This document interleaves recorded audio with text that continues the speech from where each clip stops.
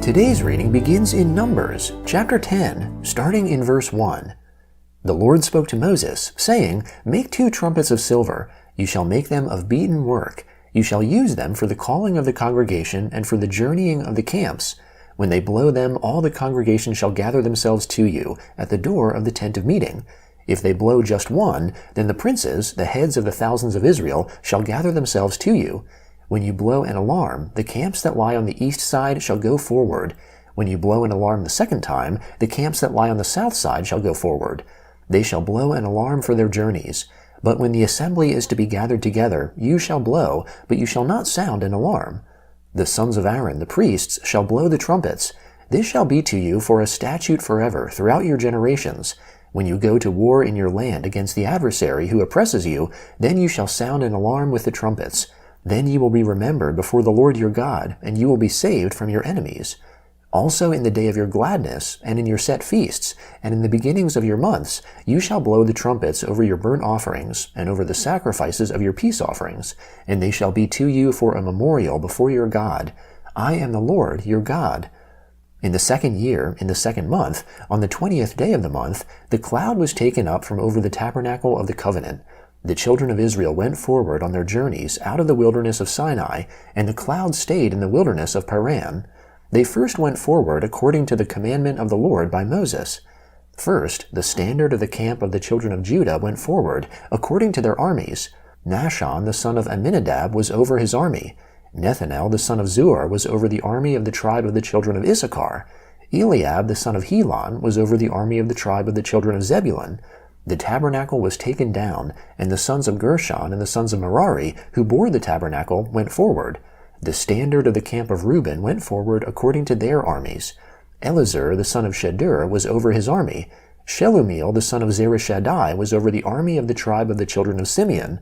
Eliasaph the son of Deuel was over the army of the tribe of the children of Gad. The Kohathites set forward, bearing the sanctuary. The others set up the tabernacle before they arrived. The standard of the camp of the children of Ephraim set forward according to their armies. Elishama the son of Ammihud was over his army. Gamaliel the son of Pedahzur was over the army of the tribe of the children of Manasseh.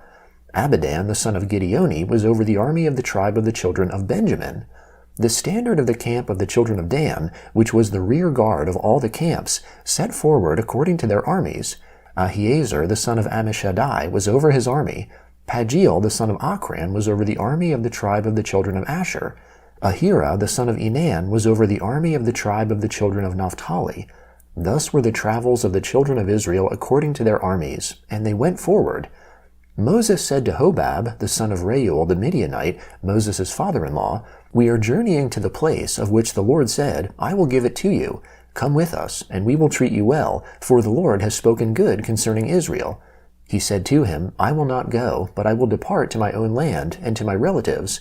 Moses said, 'Don't leave us, please, because you know how we are to encamp in the wilderness, and you can be our eyes. It shall be, if you go with us, yes, it shall be, that whatever good the Lord does to us, we will do the same to you.' They set forward from the mount of the Lord 3 days' journey.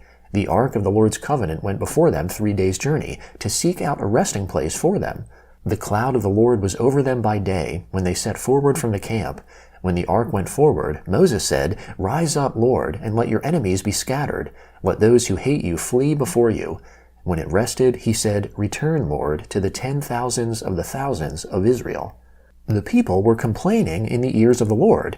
When the Lord heard it, his anger burned, and the Lord's fire burned amongst them, and consumed some of the outskirts of the camp. The people cried to Moses, and Moses prayed to the Lord, and the fire abated. The name of that place was called Taberah, because the Lord's fire burned amongst them. The mixed multitude that was amongst them lusted exceedingly, and the children of Israel also wept again, and said, "Who will give us meat to eat? We remember the fish, which we ate in Egypt for nothing, the cucumbers, and the melons, and the leeks, and the onions, and the garlic, but now we have lost our appetite. There is nothing at all except this manna to look at." The manna was like coriander seed, and it looked like bdellium.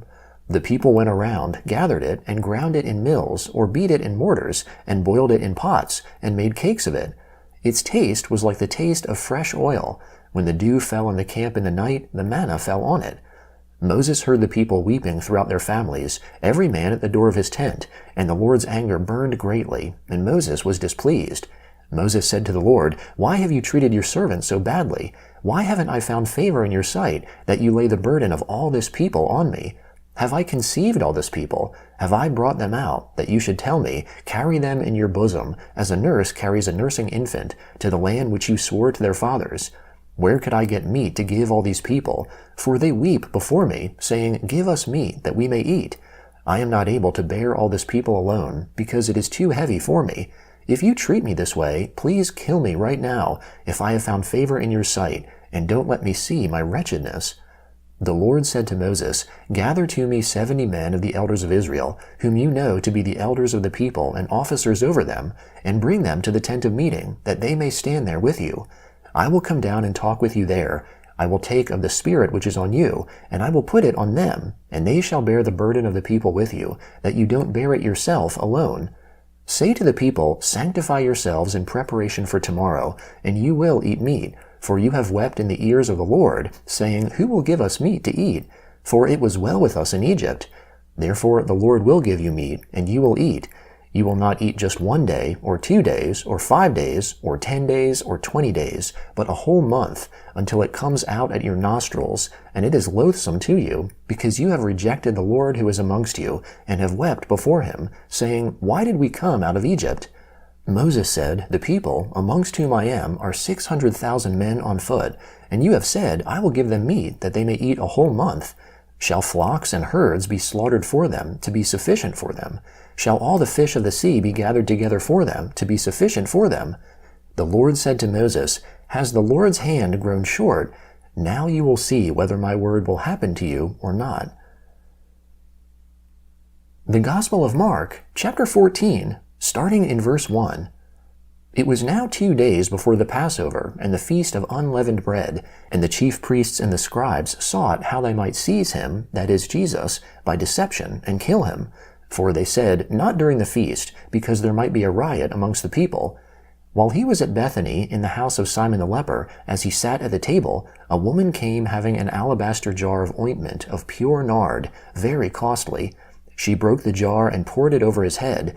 But there were some who were indignant amongst themselves, saying, Why has this ointment been wasted? For this might have been sold for more than 300 denarii and given to the poor.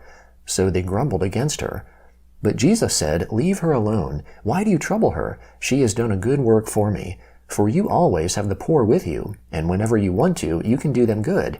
But you will not always have me. She has done what she could. She has anointed my body beforehand for the burying. Most certainly I tell you, wherever this good news may be preached throughout the whole world, that which this woman has done will also be spoken of for a memorial of her. Judas Iscariot, who was one of the 12, went away to the chief priests, that he might deliver him to them. They, when they heard it, were glad, and promised to give him money. He sought how he might conveniently deliver him. On the first day of unleavened bread, when they sacrificed the Passover, his disciples asked him, Where do you want us to go and prepare that you may eat the Passover? He sent 2 of his disciples, and said to them, Go into the city, and there a man carrying a pitcher of water will meet you. Follow him, and wherever he enters in, tell the master of the house, The teacher says, Where is the guest room, where I may eat the Passover with my disciples? He will himself show you a large upper room furnished and ready. Get ready for us there.